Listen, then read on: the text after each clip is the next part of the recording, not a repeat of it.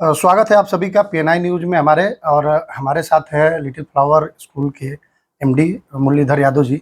और इन लोगों का एक बहुत ही अच्छा प्रयास है 22 तारीख को यहाँ बाबा रामदेव जी को बुलाने का।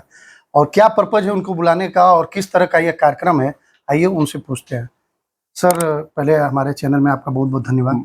बहुत धन्यवाद, आप लोग आए और इस कार्यक्रम के निमित्त आप अपना सहयोग, मैं ये तो कहूँगा कि ये आपका सहयोग है कि स्वामी रामदेव जी का जो ये कार्यक्रम होगा उसको जन जन तक आप पहुँचाएंगे अपने माध्यम से।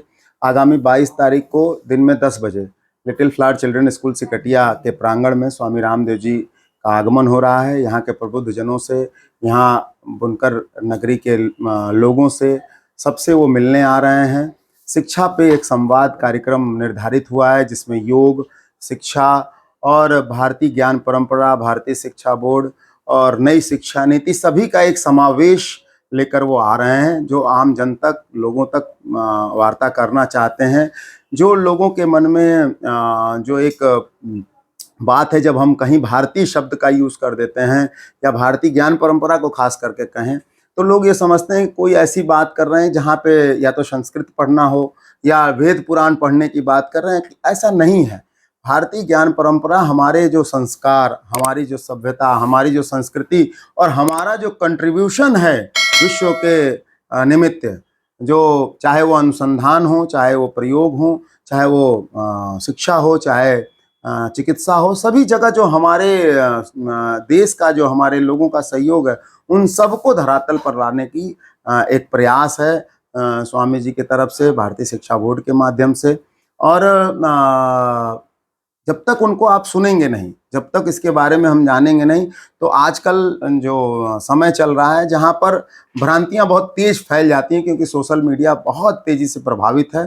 तो मैं ये चाहता हूँ आपके चैनल के माध्यम से कि लोग आएँ और स्वामी जी के बातों को सुने, तब जाकर उनके मन से जो भ्रांतियाँ हैं वो निकलेंगी। क्या माना जाए कि योग के साथ साथ शिक्षा के स्वरूप को सुधारने के लिए और सुंदर बनाने के लिए ये कार्यक्रम आयोजित हुआ? देखिए, भारतीय शिक्षा हमेशा से इसका स्वरूप बहुत सुंदर रहा है। स्वामी जी का आत्मविश्वास है कि जो भारतीय ज्ञान परंपरा का जो हमारा मूल है, जिसमें हमारे बहुत सारे चाहे वो स्वतंत्रता सेनानी रहे हों, चाहे हमारे वैज्ञानिक रहे हों, चाहे मैं बहुत सारे नाम लूँगा तो बहुत समय लगेगा, उन सभी को समावेशित करते हुए भारत के, जो नए भारत के निर्माण की बात हमारे यशस्वी प्रधानमंत्री जी कर रहे हैं कि हम विश्व गुरु की तरफ बनेंगे और आगे बढ़ेंगे, तो केवल किसी एक जगह से नहीं होगा। जब तक चिकित्सा में, शिक्षा में, हर जगह जब तक क्रांति नहीं आएगी तब तक नहीं होगा। तो हमें वो क्रांति पैदा करना है और स्वामी जी निश्चित तौर पर उसके, मैं अगर कहूँ तो ध्वजवाहक हैं।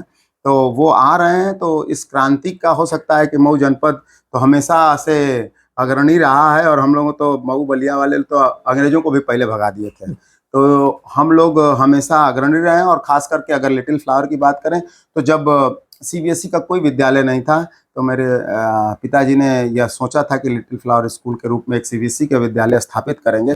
तब उस समय भी लोगों ने प्रश्न किया था कि सीबीएसई का विद्यालय खोलकर क्या करना चाहते हैं। तो आज मैं आपके चैनल के माध्यम से ये बात कह सकता हूँ कि आज लिटिल फ्लावर से पढ़े हुए बच्चे देश के हर सेवाओं में हों, चाहे वैज्ञानिक के रूप में हों, चाहे आईएएस के रूप में हों, आईपीएस के रूप में हों, चिकित्सक के रूप में हों, या सेना में अपनी सेवाएं भारत माता के लिए कर रहे हों, हर क्षेत्र में हों। आज देश की कोई ऐसी आईआईटी नहीं है जहां लिटिल फ्लावर का बच्चा नहीं है। आज देश का कोई ऐसा गवर्नमेंट मेडिकल कॉलेज नहीं है जहां लिटिल फ्लावर का बच्चा नहीं है।